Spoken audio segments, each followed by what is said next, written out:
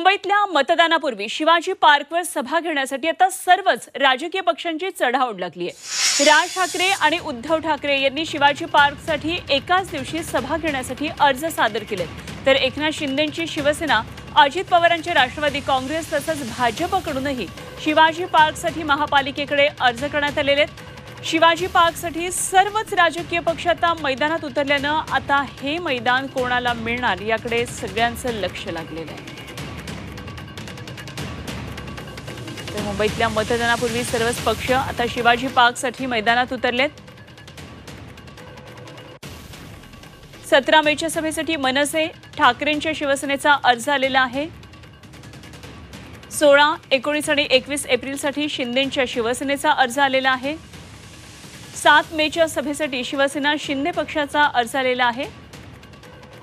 22, 24 आणि 27 एप्रिलसाठी राष्ट्रवादीकडून बुकिंग अर्ज झाला आहे। 23, 26 आणि 28 एप्रिलला भाजपकडून मैदानासाठी अर्ज करण्यात आला आहे।